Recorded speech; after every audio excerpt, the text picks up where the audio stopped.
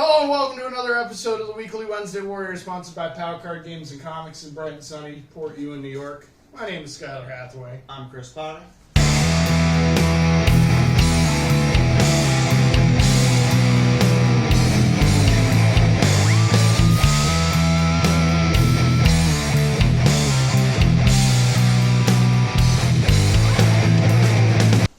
What do we have? We got two books this week. It's Avengers number 3 and Batman Beyond. Neo-Gothic number 1. Woo! Neo-Gothic! We definitely got some honorable mentions too, right? For me, yeah. So, yeah, I gotta think of mine. I know I got Alright. Shout out to Hulk number 2. I've been really enjoying this series. Very good art by Nick Klein. Has the story been good? I've been enjoying it. It's pretty cool. It's about monsters and stuff. Okay. There's a book I haven't read yet, but I'm really excited about. It's Mark Waid's Superman book, The Last Days of Lex Luthor. Sounds pretty interesting. Brian Hitch's on art, which is not my favorite, but the story sounds really cool. And there was one other, but it'll come to me later. Hopefully. Yeah, I'm in the same boat too. I know I had a couple of honorable mentions, but hopefully they'll come to me later as well. But in any case, the week wasn't that great. No. We only have 2 issues: the Avengers number 3 and Batman Neo-Gothic number 1. We're going to start out with Avengers number 3. Yeah. I remember the summary being pretty simple, but Yes. I don't remember exactly what it was. And the reason that I say it was pretty simple is because I remember there being maybe a 3/4 splash page for each of the Avengers. And Yeah. there are 7 of them. And each of the new characters as well. And then the book is not the longest of the comics that are on the wall either. It's No. only 20 pages or so. Yeah. So there's 10 3/4 page splash pages, basically. But I just remember this continuing the plot going forward. Right? Yeah, the Impossible City is here. Oh, the Impossible City, right. Yeah. There's this ship. It's a giant ship. Yeah. And it showed up above Earth or whatever. And you can do the summary. I have no idea where this is going, Chris. Various villainous characters come down. They all have very grandiose names. And the reason we even know that these guys are here is because Kang and the other issues are telling the Avengers that there's some big evils coming. Kang needs their help or something. Yeah. And so he's going to help them get through the tribulation events. Yeah. It's like these 2 different groups of heroes are both going to try and go through all these events that are going to happen on Earth. I think they're all on Earth. It's kind of vague right now. We don't entirely know. I don't even know what you're talking about. Oh. I just know that he was like, these things are coming, and these are the things, I don't know what order. It's like the group of... Do you remember the Merlin's Court? Yeah, but I don't remember him saying that they were going to compete. Okay. This was a Hunger Games sort of thing. I think they're both trying to get to the truth of the universe. No, Kang hasn't told the Avengers about that yet. Okay. I'm just mixing up stuff. You might be connecting dots that just aren't connected. Yeah. That's all that's going on. You might be jumping ahead of the curve, that's all. Yeah. You're probably right, because I still don't know what he wants from the Avengers at the end of the day. I don't think the audience is meant to know what the hell he wants from the Avengers. He's just trying to guide them through, and obviously he's a selfish character, so... Yeah, he's a villain. There's something there. And he's on death's door. Captain Marvel, last issue, spent a bunch of time monitoring him. Yeah, he's in the medic bay of Avengers Tower, or wherever they are. Yeah, because he's been dying for a year or something, because he was in that void Something place like they that. mentioned. However that works. Yeah. But, these are the characters that come. Again, it's the Idol, Alabaster, the City Smith, Lord Ennui, the Dead, and Meriden Diadem. And they're all various random characters. Nice. They each have analogs in the Avengers that are going to fight them. Yeah. That's basically true. the whole issue. We set up each of the villains get a page where we say what they're about vaguely. They all have gimmicks of stuff they do to cities. The Avengers get a couple pages we gotta go fight them. T'Challa kind of schools Captain Marvel. She's like, let's go right now. He's like, let's get a little bit of a plan together. We know nothing about them. Let's use our resources to figure out as much as we can. And they do that for a page. And then the next couple pages are each Avenger is going to fight each member of the Impossible City. And then at the end we learn T'Challa and Captain America are on the Impossible City, which apparently no one has ever done. Because there's a whole text box. So this is a new thing. No one's ever thought to attack the city directly and not these arbiters or whatever. Yeah. And that's the whole issue. Yeah. Nailed it, I think. Important points, I think, maybe missed, maybe is that I don't think any of these characters are important. I think you probably wasted your time writing those names down and stuff. Yeah. This seems like a really stereotypical issue of Avengers. Which one of the questions that I wrote down for us to tackle is like, what makes a good Avengers book? You know? I wouldn't say that what's happening in this issue makes a good Avengers book, but this is like a trope. Like, there are villains. We gotta fight villains. We gotta fight them. Yeah. We're a team. They're a team. They're bad. We're good. We fight. And I thought that was very humorous because we're 3 issues into this, and I already feel like Jed MacKay doesn't like Captain Marvel, like almost at all. And I think that Captain Marvel is really the captain of this team because Marvel on high came down on Marvel editors and went, you need to make us a female lead in Avengers, and not only a female lead, but our preference would be Captain Marvel. Because we have a movie coming out in November. Very likely. This is all meant to sell and advertise the movies. That's pretty much where Arrow Comics these days, more or less. Yeah. So there's no reason for them to kind of mandate that. And so that's probably what's going on here. And it's clear to me through the pages that Captain Marvel is not as capable as some of the other people that have led Avengers, especially Black Panther. And I think Black Panther really shows that in this issue, finally. Yeah. After like 2 issues of him basically acting like a Spider-Man character, like capable but quirky, you know. Which Black Panther has his own quirks, but they're a lot closer to like Batman's quirks than they are like quipping while he's thwipping. Yeah, I'm familiar with this character from the Avengers cartoon, and he was sort of like this, and that's very based on like 60s comics. So I imagine this is an older characterization. So it wasn't out of place for me really, but I haven't read most Black Panther recently. He's got humor to him, but it's always well placed. Yeah. It's not one to be joking. He's not quippy. He's not quipping and thwipping. It's just not something he does. He's a very likable man. The man's a king. Right. You know, and a king for a nation that's been cut off from everybody else, and he's had to convince his people that that's the way to do things. He's got to be likable. But there's a time and a place. I compare him to Batman again because I think he's got that ability to like turn it on, turn it off. And this is one of those moments where he turned it off, and instead he turned on his calculatedness, which is one of my favorite parts about Black Panther. And why I think he's such an important integral role. Obviously, Captain Marvel had the same thoughts, and furthermore, Jed MacKay. He wanted to make sure that there was a first lieutenant that could make sure that Carol Danvers staying on track, not just flying into the situation like her Hal Jordan would in this case. Yeah. But it's a simple issue, is what the beat we're trying to nail here. Aliens come down to attack. We have Soothsayer Ken acting to try and tell us of the attack ahead of time. He does to some extent. We get to plan, not much ahead, but a little bit ahead. And then we get the opportunity even to split up the Avengers to their suits and their strengths, fighting the villains that make more sense to them, and then having our reconnaissance team, Falcon and Black Panther, go into the actual ship and see what's going on. To our knowledge, we didn't realize the ship was an enemy in and of itself. Right, yeah. So, it just feels like this is so Avengers. So, like if you were like a 13-year-old, like picking up this Avengers book, you'd be stoked, you know? Like, it's got action, it's got big splash pages, it's got heroes, it's got villains, it's got tech, it's got lore. It's really cool. I still think, though, that this is one of the worst issues we've gotten so far out of the 3. I thought the first one said a lot for like characters and who they were. Yeah. I thought the second one established where the run was going and what the hell was happening and stuff.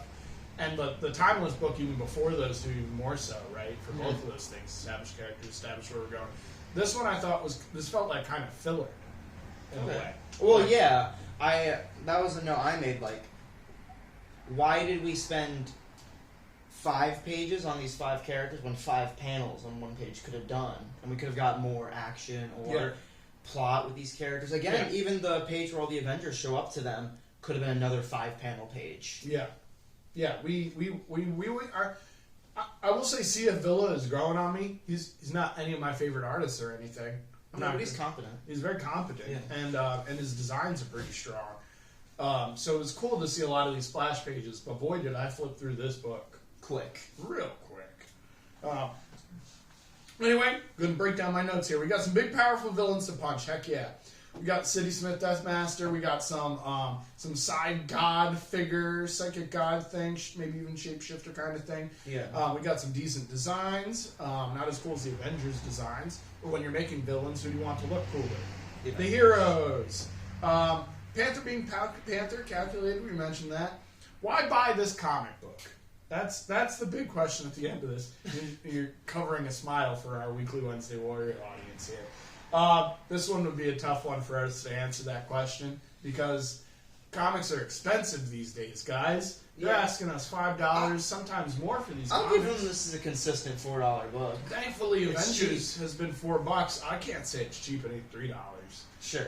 And only Spawn. What Spawn's giving me for $3 is uncomparable. Like, I don't care that the story's lacking. The art's good every week. Every single week. So, and the covers are worth it, and the card stock is on every single cover. So, like, you're handing me flimsy pages, crappy, printed nonsense, a cheap barcode, a bunch of printing errors, and there's damages to these books all the time. And I gotta spend $4 on this thing. It's kind of tough. If I'm like a kid with, like, expendable income, and I like the Avengers, this is a great buy. You're gonna be pleased by what you pick up. If I am a 29-year-old adult that owns a comic book store and spends his time reading a lot of comics and trying to make his life seem as normal as possible, this may not be worth my time. But it was fun. And, in some of my favorite manga series and some of my favorite TV series, there's filler. You gotta deal with filler. Yeah. It's gotta, it's there to sell the issue. There's big, bombastic, fun stuff happening. It's going to help the issue sell a little bit. You can't just drive an all-story, all-dialogue Avengers book. Right. As much as I might buy the heck out of that. You got anything to leave off on here, Chris? What makes a good Avengers book to you, man? What do you think makes a good Avengers book? I think the Avengers book is like the tone setter of the Marvel Universe. It's what it should be. I think Bendis is the best person who's ever done Avengers. Because if you think about Marvel in that era, even though Civil War wasn't written by him, he was using New Avengers to not only tell a bunch of fun stories with good characterization, and also building new, interesting relationships between characters who have never had it by using the base of an Avengers team. He was also setting up all these big events like Siege, Secret Invasion, and those all hold up on their own, and they're very exciting if you read that as a run to see how the New Avengers book builds up to these big stories, how each big story builds up to one another, how Secret Invasion ends with Norman Osborn taking over, and all that other stuff. Using it to sort of set the stage for the Marvel Universe, what I think this book should be doing. Or just telling fun cosmic stories, which is what this book, and I think to some extent, Jason Aaron's book did. Isn't it interesting that the last run of Avengers, they pretty much dodged doing that altogether? Like, they tried to keep, no events coming out of Avengers. There was Heroes Were Born. There's one that sold really bad. Real bad. Yeah. And so with this one, it seems like there's a lot of capability to do that because Kang has called a bunch of things that are going to happen in the future, right? Probably all of these things. But I don't know if they're going to actually span out of here. If anything, they're probably going to tie into the other books that McKay's writing. Yeah. So they'll tie into Moon Knight and Black Cat or something, whatever else he's writing.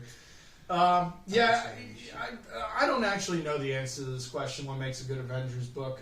I'd answer probably the same thing as normal people would answer. Good team, good characters working together, or rather not working together in classic Avengers fashion. Yeah, I think that's what makes them fun. Is it's not the Fantastic Four, the X-Men, which are a very inner family circular. Yeah, this is a group of conflicting people, very conflicting who have to people find how to work together. Often disagreeing with their leader. Is a big trope there. So I don't think that this is being steered the wrong direction. I just think that we are. We've hit a little speed bump.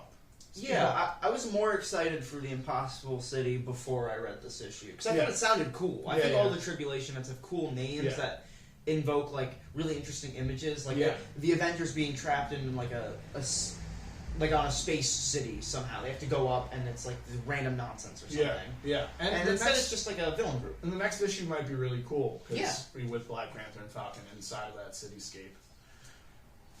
But maybe it won't be. Yeah. Moving right along, we'll pick up Avengers real quick since we didn't. Oh yeah, it's a cool cover. It's okay. Yeah, it's okay. It's nothing special. But we got Batman Beyond, which is a cooler cover and a better comic. Yeah. Christian Ward, I think, is doing the variant covers on here, which is totally worth your time. But I think Max Dunbar is such a capable artist. Makes things look cool, and the colorist is doing a good job with just like reds and blues on there. And I have so many notes for Batman Beyond. I've got like a full page for Batman Beyond. I think I can attempt to summarize this. I will do my best. Yeah. Bear with me here. So first of all, we're coming out. This is a #1. The comics industry is kind of doing this thing where instead of doing ongoing books, they're just going to keep not restarting, but doing miniseries. Miniseries, yeah, doing miniseries over miniseries that continue across each other. So that they can sell more comics. More #1s means more sales. Because comic readers are dumb, I guess. Yeah. But anyway, we got Batman Beyond Neo-Gothic 1, which is a continuation of another story called Neo-Year, which is a continuation of a story that started in Urban Legends, specifically issue 7, which is another Batman book, Batman relative, Batman family book. Yeah. This is going back to, I want to say, 2021 now, I think, when this series first started seeding itself. So we've got a couple of years of Batman Beyond stuff going on. And this is, aside from the White Knight book, this has been our Batman Beyond stuff. We haven't really gotten a lot of stuff outside of that.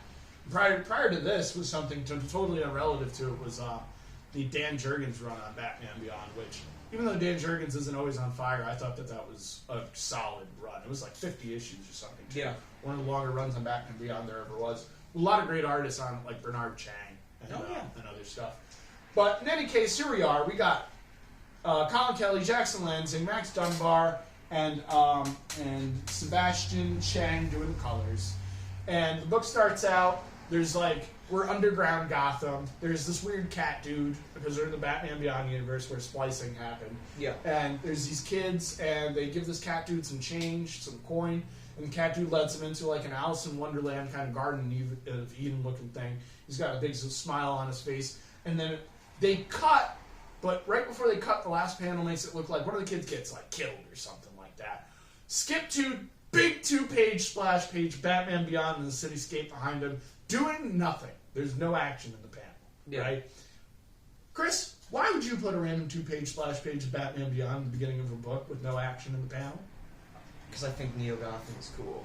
That's a good answer, but it's not good for the story, but it's not an effective answer. So the answer is editorial. When you write a Batman book, editorial mandates that you have to put a 2-page splash page in the first 3 pages of your Batman book. Yeah.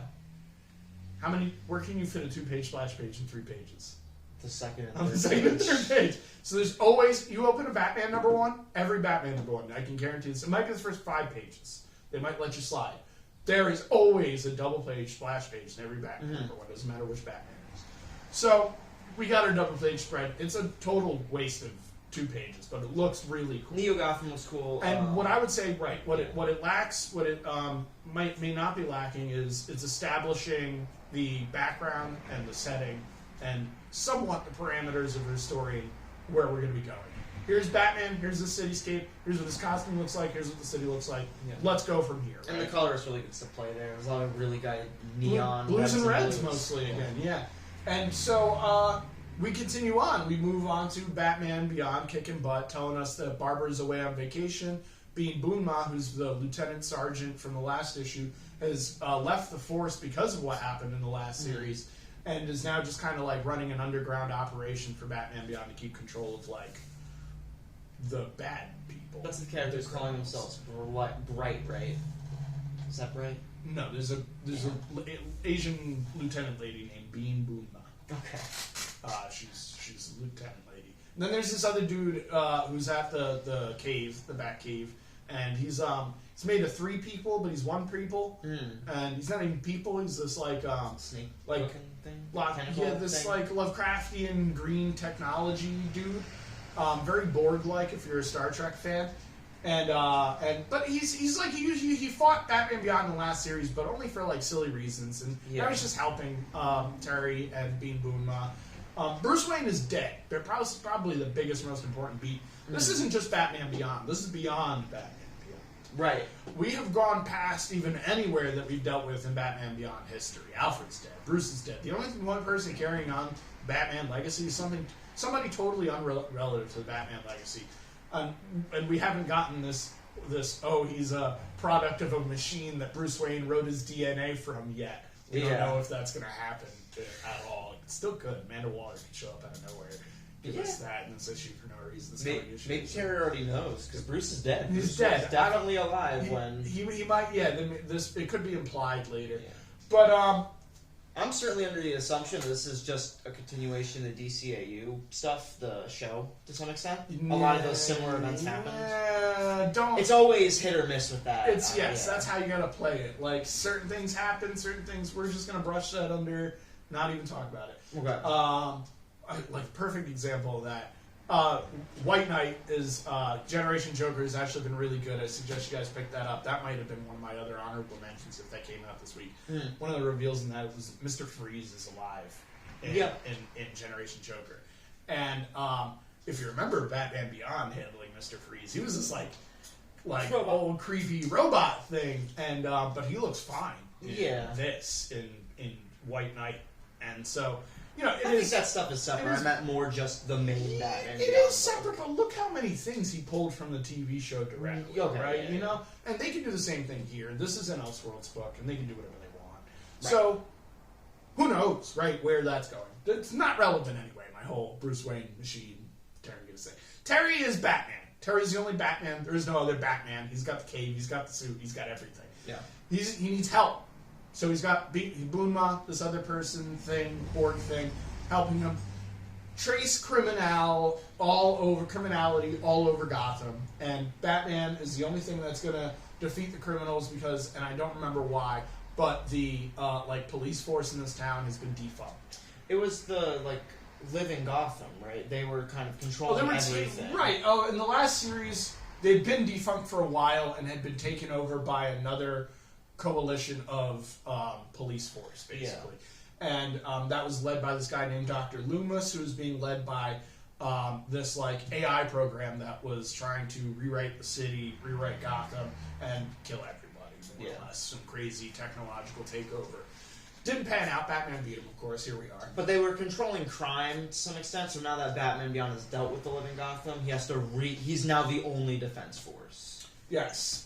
Living Gotham was a phrase that they were calling the AI, basically, in the other thing, because it was really just like Gotham trying to, eat itself in some way. So, Batman's doing his thing. There's a great montage page where he's kicking a bunch of butt, including the, what I call the piglets. Yeah. They're religious zealots for Professor Pigs. I haven't seen that done before, so I really like that one. And there's other villains he's beating up as he's talking to Boonma over the head mic and stuff. He goes back home to relax. He talks to his mom. They use there's really good use of a 9-page panel on that page where it's just a picture of his mom and his brother and him, and you can't see the face, but you could hear the dialogue between them in the phone call. And he's apologizing for not being around, but he's busy. And then she mentions Dana, which is something that hasn't been brought up in 6.5 issues of this series. Yeah.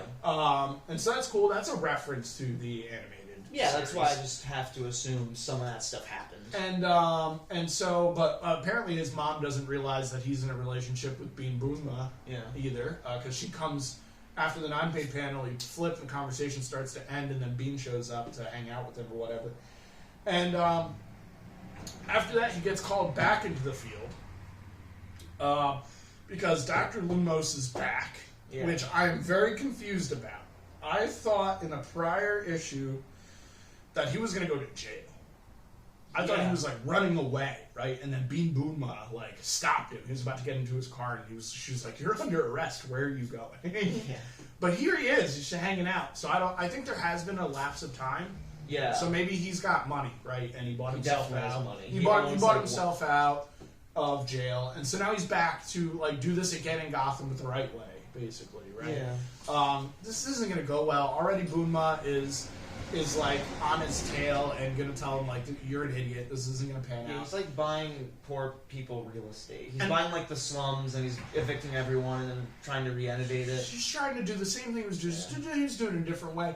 And Terry doesn't even have the time for this stuff, basically. He thinks it's handled, so he's got better things to do with the criminals in Gotham. One of the biggest problems that he's tackling is young kids are disappearing. Hence the beginning of this book, coming back around finally. And so he starts to like do his Terry thing. He pulls on his Matches Malone persona, and he goes and does some detective work. And he finds Underground Gotham is where these kids keep going. He finds the Catman that we met in the first couple pages. And they're all named after Selina Kyle. Thought that was a cool reference. Sure, it's going somewhere. And the gang is specifically called... The Kyle Salinas, I think. That is not... You got that's his name, maybe. Selina's Spit. Oh. Selina's Spit is the name of the gang of cat splicers. That's wild. Yes, and they're all named Kyle because of Selina's last name. Apparently not all of them are named Kyle. That's like a joke. But it was a dumb joke. They're all named Kyle, and then presumably all of the females are named Selina. You have to assume, right? And so Batman Beyond is now being, or rather Terry under a Matches Malone persona, is being led to this weird area in underground Gotham, and this is more references to Batman, if you're asking me, because of No Man's Land and Cataclysm and just all the stuff that's happened to underground Gotham already. Right. If you're reading Detective Comics, that's happening underground. If you're reading, I think we did something with the Even all the underground Joker. Even all the Scott Snyder work always had to do with the underground, the street lines of old Gotham, the sewer systems. It's very Batman stuff. Traditionally, this is an easy swallow. Yeah. Even so, even in the Batman and it's series, a real big, cacophonous city. It's Gotham we know, it's just underground. Because in this series, and I even want to say in the White Knight series, and maybe even the animated series, the story is they didn't build up. They built over. Yeah. They just, fucking covered old Gotham up and just built new city stuff over all of that stuff. So, there's an entire cityscape, Futurama level, underneath all of this stuff. And so he's being led down, and apparently there are levels like hell, like Dante's Inferno, in a way. And he's got a guide like Dante's Inferno. And that guide is a creepy cat thing, like Alice in Wonderland. And what does he get lead to? This Garden of Eden, even creepier. A colorful environment inside of a black and white atmosphere. Kind of like, I don't know, Wizard of Oz. There's a bunch of, crazy themes going on in this. Trying to tell you that Batman is stepping into something. He has no idea where this is going to go. Yeah. Neither does the audience either. We don't know why it looks like that or where these kids are going or anything like that. The only thing that we find out at the end, and is definitely not the end all be all of the story, is Killer Croc might be eating these children. Yeah. That's what he finds at the end of the the tunnel that we get led to at the end of the issue. There's more for sure underneath where we're at. And I don't remember actually if we even got into the garden or not yet. No, but we end at the second level. Kyle seems to think there's 5. Someone else says there's 9. Yeah, might just be an homage to Dante's Inferno. There's 5. Right. It was probably. But we're on the second level, and there's this monstrous Killer Croc who's calling himself King Croc. We haven't even seen anything but his face. Yeah. Not even his face. His smile, and the smile is across the panel. It's great. Yeah. And the only thing I think I might have missed in there is that Kyle runs into a group of bullies. They're not quite Jokers. They're not splicers either. Yeah, one guy that has Bane venom. And one of them looks exactly like Bane. And they try to they take Terry and they try to break him in half. And I think he's wearing the Batman suit at this point. So there's another homage to the breaking the bat and all the rest of the stuff we've been homaging. And he goes to do it and gets saved Terry classically spreads his wings. He gives a great line. He's like, "Break my back. You can't even make me break a sweat." Yeah. And mad cocky. I thought it would have been even funnier if he did something like this. You can't do this. I've trained for this, or something like that, where it would have been. Or if he tried and can't because of the Batman Beyond. Yeah. I think there could have been a better joke here. His line was good, but I think there could have been a better line here because of how. The breaking of the bat is such a it's an uniquely iconic moment that you can make so much fun of that moment because of how silly it seems in the context that they were using it. The joke is kind of there by itself. You almost don't need to tell it, which is maybe why they kind of just like did their own thing with the dialogue and stuff. But this book is so I've never seen a team get married so well over 6.5 issues. Usually, like Jeff Lemire, Justin Nguyen is a perfect example. It's been years. Do you know how many books of Ascender they've done? Yeah, and that's sort of like 2015. And then Robin and Batman, and then like Little Monsters would be their like big like climax book now. It's only 13. This is what we can finally do. 13 issues of perfect art and married words. And like, what is Little Monsters? A cute little book about coming of age and growing of it and like growing up and like it's basically like, have you ever seen the movie Stand By Me? Yeah. It's a lot like Stand By Me. And it took them like 7 years to get the level of collaboration. And honestly, a lot of the art in that book looks like child's art. It's just the most... Well, there is child's art. Well, even outside of that, even like the character designs, yeah. Like something that came out of like a kid's like children's book or something like that. So, these guys, every page in here, I'd say was well married art and words. I can't believe how impressed I was at a 9-page panel. Like this whole book is not 9-page panels. It's a bunch of really creative uses of panels. But then they want to break it down for some like basic dialogue, person-to-person talk. We're back to real comics. Understand this for a moment before we jump back into the Neo-Gothic, right? Yeah. Really excellent use of art. Really excellent use of words. Really excellent use of themes and homages. This team have a habit of starting off really strong. That's probably one of their biggest things. Every time I read one of their number ones, I'm like, wow, I am so ready to read the rest of this book. And then it pans out. Yeah. It may not always be amazing, but that's okay. Like, this is where you gotta grab me, folks. This is where you gotta grab me. You gotta grab me at issue 1. I'll buy 5 issues. You grab me at issue 1. I want to see where it goes. At the 5th issue, if this isn't still good, I'm out. Well, that's what's nice about a miniseries. It's only so many issues anyway. Yeah. So if you can grab somebody with the first issue in a miniseries, you're going to keep getting called to do miniseries. So this is where these guys shine, seriously. I thought that... Did you have anything else to add on the story there? Did I miss anything? No. Cool. I thought that this was like a matured Batman Beyond timeline for a matured Batman Beyond reader/watcher. Yeah. I thought that this was like guys who obviously grew up... Maybe not grew up is the words, but have... watched for the show. Yes, have a huge appreciation for the show, have watched the show with their lives and have carried it with their lives, so much so that they feel like this is the next step, totally is the next step. I can agree, having grown up with the show and have reverence for the show myself in such a way. This you've seen for years now, for almost 20 years now, people trying to do this, basically trying to do what comes after Batman Beyond. Right. In a way, like it was even done in the past. Like people were trying to tie Batman Beyond to the Batman continuity that was happening in main books. Just because the thing was so good that we don't want it to disappear. We want this to exist. And so much so, like, what happens after it? What happens before it? How do we bring this into continuity, man? And they've been having a difficult time. Scott Snyder's one of the people that keeps doing it, though. Keeps doing it over and over and over again. And I think Zdarsky did it once or twice so far, because he keeps referencing like animated series kind of stuff. I think that was just a multiverse story, but even still. Oh right, we it showed up there. Out. Yeah, so it's technically in there though. Yeah. It's totally in there.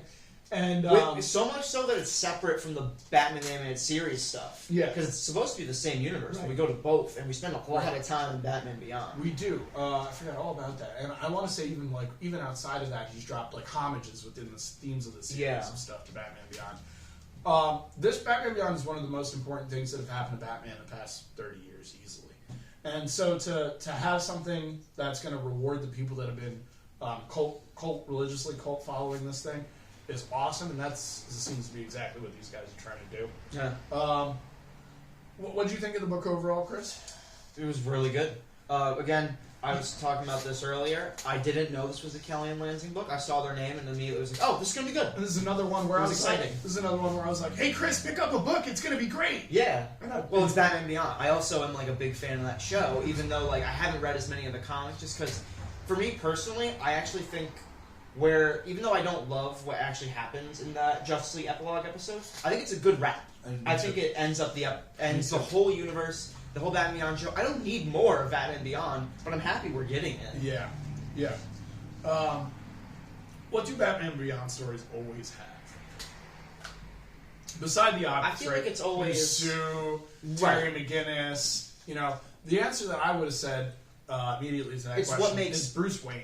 Okay. I think what this book is going for and what Batman Beyond is about is really the difference between the two.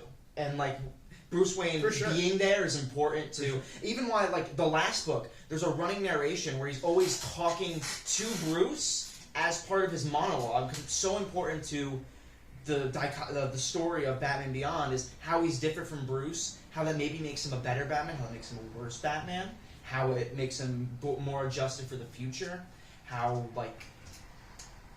he encapsulates Bruce's vision and changes it. It's a really interesting dynamic because he's nothing like Bruce. One of my favorite things, because I just read all of this, from the Urban Legends book was when Bruce says he found Terry in the cave, he immediately thought, this cannot be Batman. That was his first thought. Because he's nothing like him. He thinks he has none of the patience. Yeah. And he's right in some ways and totally wrong in others. Because he's become like a different and more, not more perfect, but for the future probably a more perfect Batman. Yeah, there's, and that goes right into the animated series too because he stumbles into the cave on accident. Yeah. And he's not welcome there, and he's going there to, like, try and, like, run away from the Jokers. This is the only reason he even shows up in the first episode. It's the first run-in. All purely coincidental. The kid was not primed to become Batman. At least we don't know that until the last episodes inside of Justice League. But you can pretty much ignore those Justice League episodes if you want, to be honest. In addition to that, a giant cityscape, Neo-Gotham is definitely a big portion of what Batman Beyond is. Yeah. A supporting female character, Yeah. I think is also kind of important to the series. I hope they talk about Max, because Max is such a big portion of the animated series.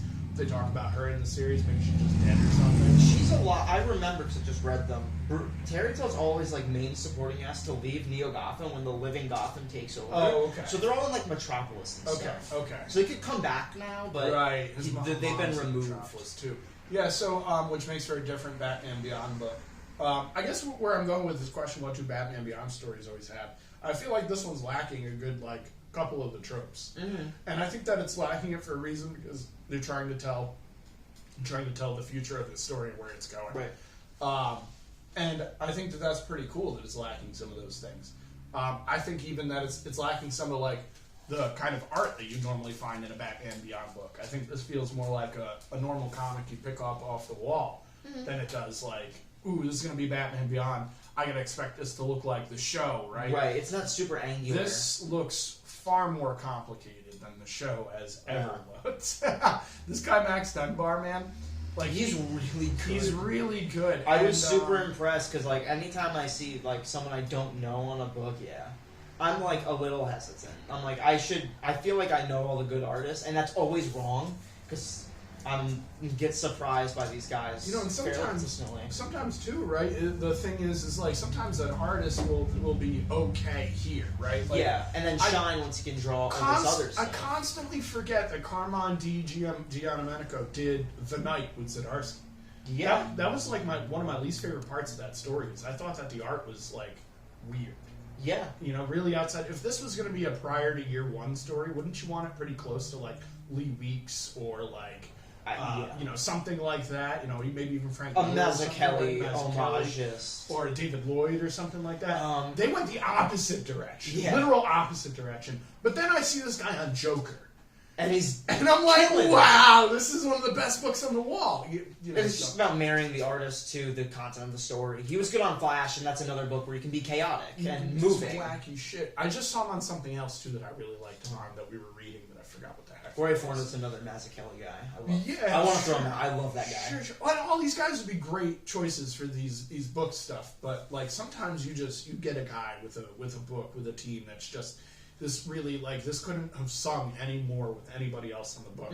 This Max Dunbar is absolutely killing it. I haven't pulled up enough pages over here. In fact, I'm just gonna parade you guys with pages. Just show the whole book. Yeah, just show the whole book. Just scrolls by while we're talking about it. It's a good read. It's beautiful, man. Yeah. These guys, Colin Kelly, Jackson Lansing, they're running Captain America right now. They've been running Captain America for the past 15 years. Writing Captain America. I've heard really good things about that book. They're the Cap guys. The Cap guys that came out of after Oyabiani Chakotay. Oh, What's his name? Ta-Nehisi Coates? So that guy, I think that guy was doing Cap. And Yeah. after that, these guys picked it up. They told me at last year's New York Comic Con when I told them I didn't like Cap books, and that's the reason I wasn't picking up theirs, that's the reason they're writing Cap. Oh. It's like they're going to write a Cap book that is maybe ruining kind of Cap, or like is for people that aren't really Cap fans. Mm-hmm. I bet that book is really good. I just have no room for Captain America in my life. Yeah, I didn't know they were doing.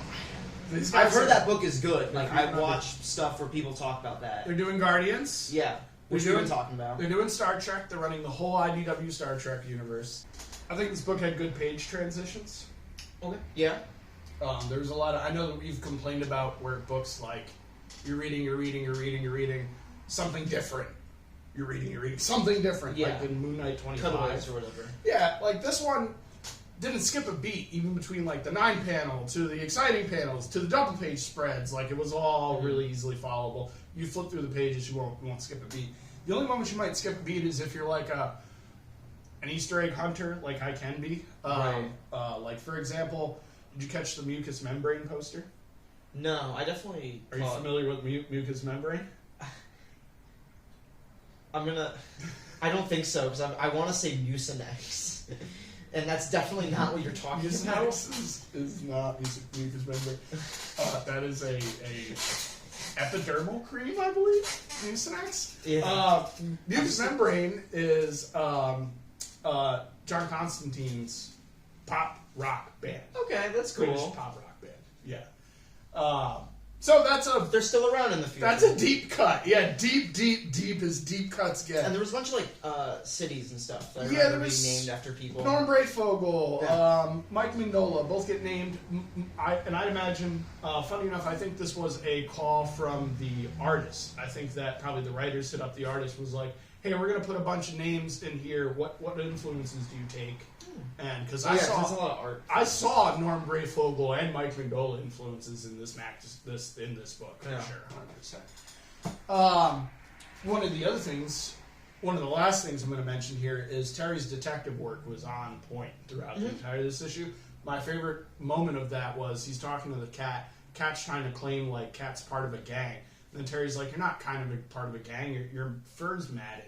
The gangs, they self-clean each other. Yeah. If you were part of a gang, you'd be cleaner, but you have matted fur. Like, weird flex, but okay. Yeah. Terry, keeping up that Bruce detective work. The rest of my notes are all just compliments to Max Dunbar. Yeah, he's really good. This dude, he's got action, poses, panel progression, people, cities. He's imaginative. He's got great layouts. He's pulling from the greats. Can't wait to see him draw King Croc, huh? Oh, yeah. It's going to be It'll sweet. probably be a good design.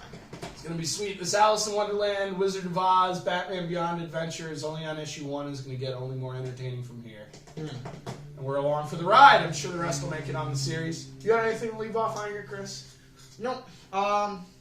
I guess in Batman Beyond fashion, this whole Alice in Wonderland thing really reminded me of Mad Hatter, probably doing a Neo version of him. Maybe. I feel like that's a very common Batman Beyond thing. I bet we don't even see the dude. Yeah, it's probably like his legacy. I don't know if.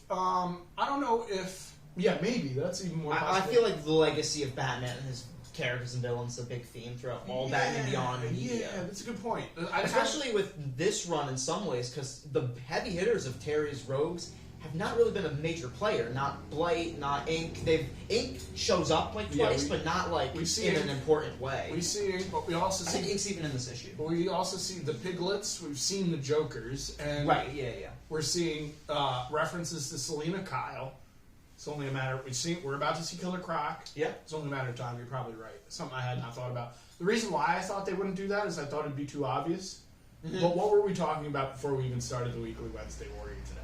How Kelly and Lansing tend to play on the most obvious of traits that come with a character.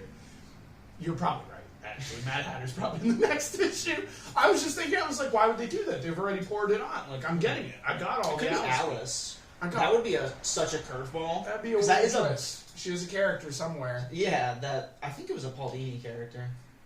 Hey, we're paying off Paul Dini stuff already to some extent. But either way, I don't know. I wouldn't hope. I'd hope that they're going to tell us a story and stay pretty far away from Mad Hatter. If they bring it in, it'll be fine because it's on theme. Yeah. I just hope that they don't beat us over the head with it for the next 4 or 5 issues because this will really take away from this number 1. Yeah. All right, Weekly Wednesday Warriors. Thanks for watching. We got a Shonen Jump coming for July. If you have not checked out the rest of them, you should do so. We do this every week. Stay tuned for next week's comics. Be well. We'll see you next time. Have a good one.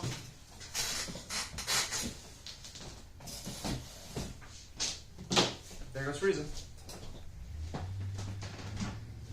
Frieza on 2 legs dropped instead of my